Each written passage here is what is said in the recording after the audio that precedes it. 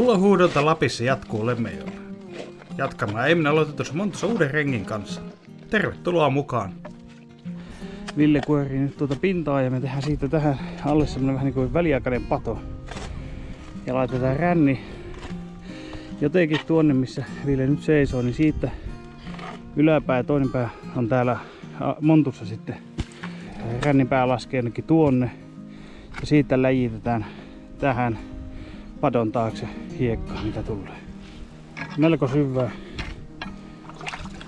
Tällä puolella sitten ei oikein mitään. Niin kuin tosta itse näkee nyt on merää.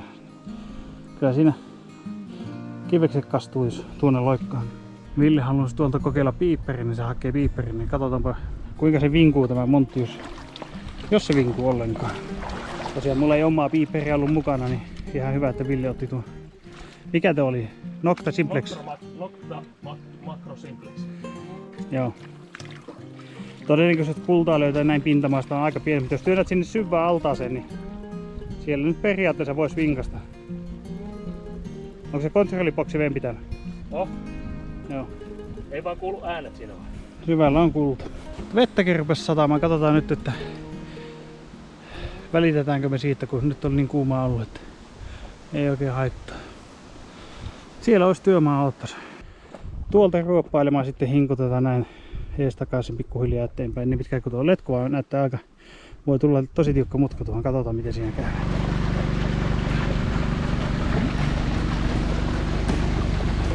Tämmönen työmaa.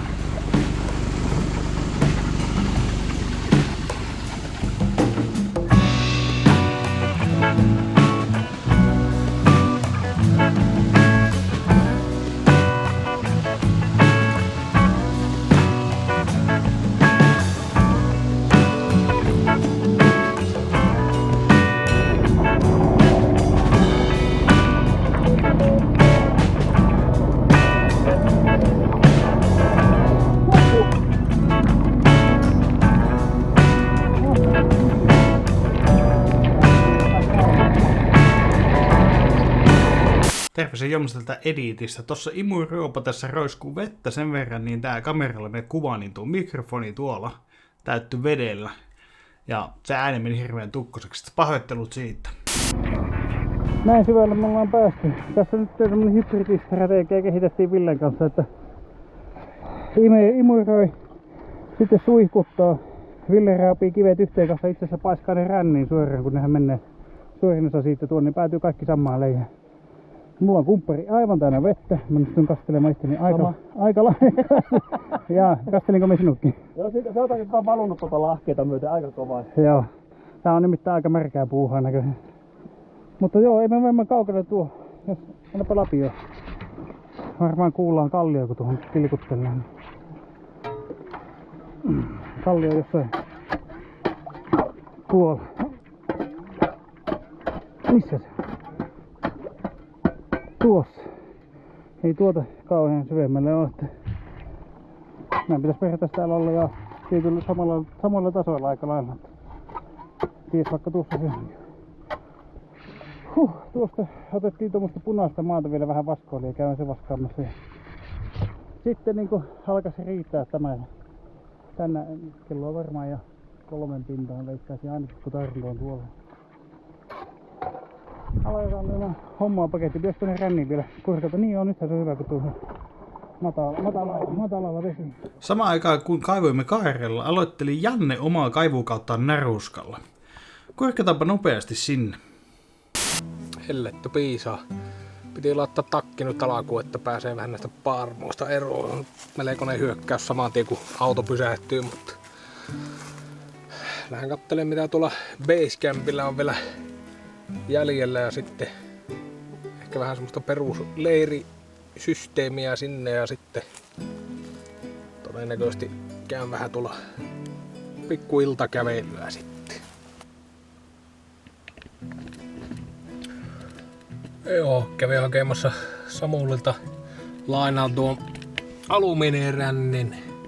Kokeilla sitä nyt tällä reissua, minkä se sai sieltä Findetektorin kautta, niin jännä nähdä miten se toimii ja kävin sitten samalla vähän katsomassa omaakin kaivupaikkaa, mikä siellä on tilanne näin vuoden jälkeen. Ja aika hyvin on pysynyt kaikki ennallaan. Sitten otin lapioa ja pikkuhakua ja vähän muutakin sitten matkaa. Ja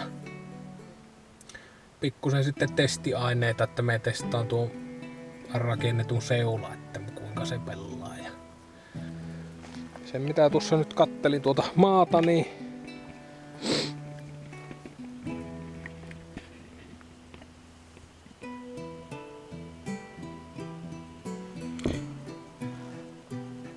siellä on kultaa. Wow, wow, wow. Tämä on sitä aineesta, mikä on tavallaan se rännin viimeisin osuus. Semmonen syvä matto. Ja siinä tuommoisia knöllejä vielä löytyy, niin siinä on viimeksi tehty jotain väärin. Minä veikkaan, että meillä oli liikaa vedenpainetta, että se aines ei nyt jäänyt sitten kaikki sinne mattoon niin kuin se tarkoitus on. No, tämä asia korjataan, kun lisätään vähän rännille pituutta, niin ei seuraavalla kerralla niin herkästi se veden määrä sitten aiheuta tämmöisiä ongelmia. Sinällään siis se on tallessa tuo maa-aines. Tässä nyt vaan käydään uudestaan läpi, mutta aikaisempina kertoina se viimeinen matto, mikä siellä on vähän niinku semmosena